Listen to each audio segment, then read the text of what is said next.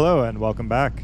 We have just pulled up anchor off South Manitou Island to start our last day of the trip.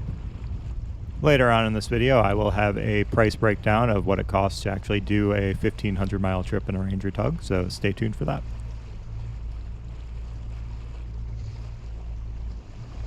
We have a 150 mile day planned, so we are getting a bright and early start right at sunrise.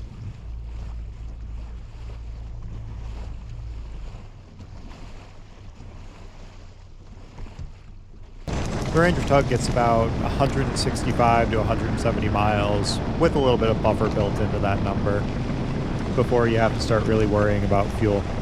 We've done about 140 miles since our last fuel stop, so we do need to make a stop before we do the Lake Michigan crossing.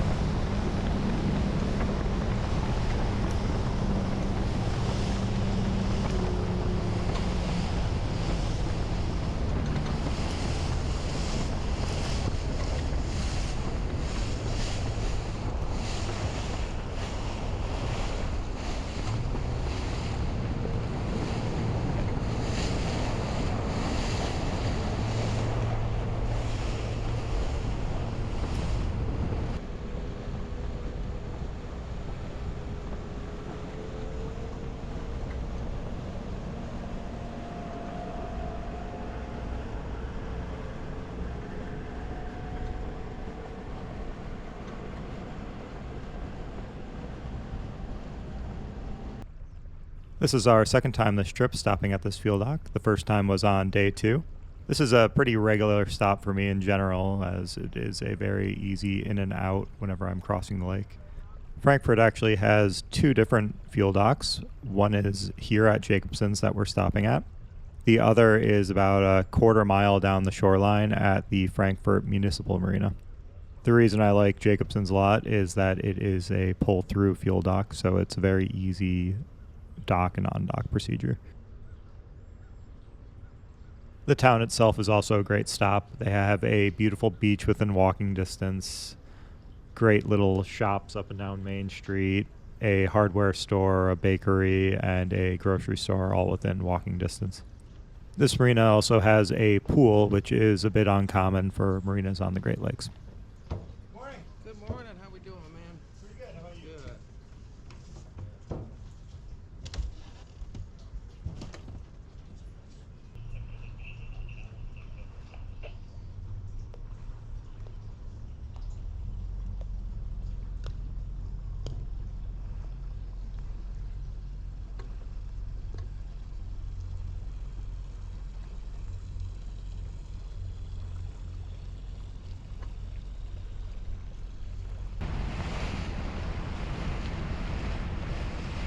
As we head back out on Lake Michigan, we get ready for our 120 mile crossing. The weather is supposed to be beautiful today, so I feel very comfortable doing a straight shot from Frankfort all the way to Port Washington in one go. That means as soon as we leave port here, all we have to do is align our heading, hit the autopilot, and we don't have to make any turns until we reach the harbor entrance on the other side of the lake in Wisconsin. At this point, I've crossed Lake Michigan solo about half a dozen times, so I am fairly comfortable with the process. This crossing takes about 4 hours, and for 3 of those hours, we'll lose sight of shore completely.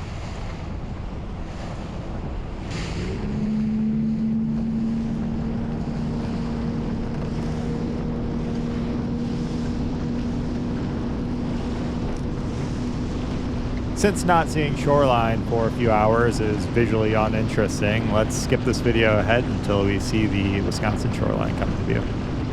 Now that we're at the end of our trip, I thought it would be interesting to go over some statistics of the trip and the price breakdown of what everything cost.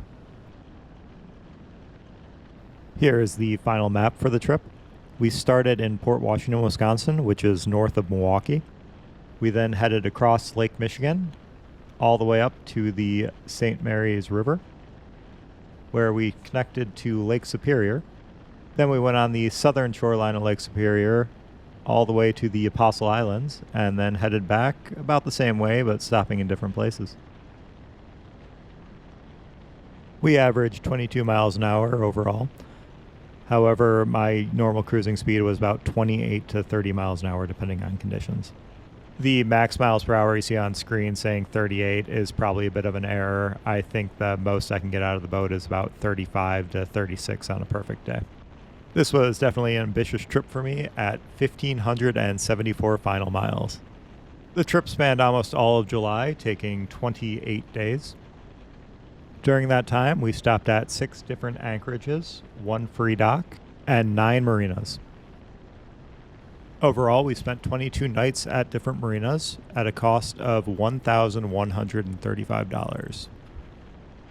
Marinas typically charge by the foot. My 27 outboard is actually about 29 feet overall with the outboard on the back. With the outboard trimmed up, it's about 30 feet, so I always just round up to 31 feet when I'm telling marinas how long my boat is. Now, the other and biggest factor of this trip in terms of cost would be fuel. Over the course of the trip, we used 1,067 gallons. Just like normal gas stations, fuel docks all have different prices. And unfortunately for me, this trip was during 2022 with high gas prices. The lowest I paid per gallon was at Frankfort right at the beginning of the trip at $5 a gallon. And the highest I paid was at Detour at $6.90 a gallon. Unfortunately, when you're on a boat with a limited fuel tank, you don't have a lot of options for price shopping. At the end of the trip, the final price for gas was $6,485.63. The average was roughly about $6 a gallon. This brings the total trip cost for the 1,500-mile trip on the Great Lakes to $7,621.23. That number doesn't cover food, but my food budget doesn't change a lot from being home and being out on the lake, so I didn't end up recording that at the time.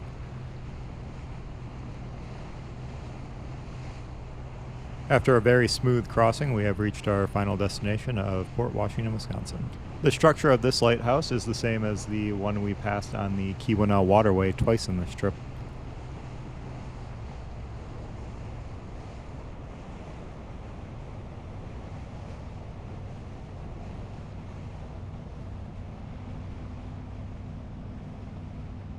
I appreciate all of you taking an interest in my trip. It has certainly gathered a lot more attention than I was ever expecting. The most common comment I've gotten on this channel has been that it would be nice if there was just more than one camera view for the entire trip. I completely agree with this criticism. It would have been great to have more views, different views, that sort of thing. However, this all was filmed in 2022, which is years before I even thought I'd be posting it to YouTube. My original intent was just to be able to have something that I could personally look back on and kind of reflect on in the future. The next trip I'll be posting on this channel will have a lot of significant changes, I hope for the better. One of which will be that the camera view will be greatly improved, a lot more drone flying, and finally one change that's going to be pretty hard to miss. Let me know if you have any guesses of what's under the shrink wrap. If Great Lakes boating content and some of the changes I'm going to be making interest you, please subscribe. Until then, I will leave you with this footage of me docking for the final time in Port Washington, and see you on the next trip. Thank you.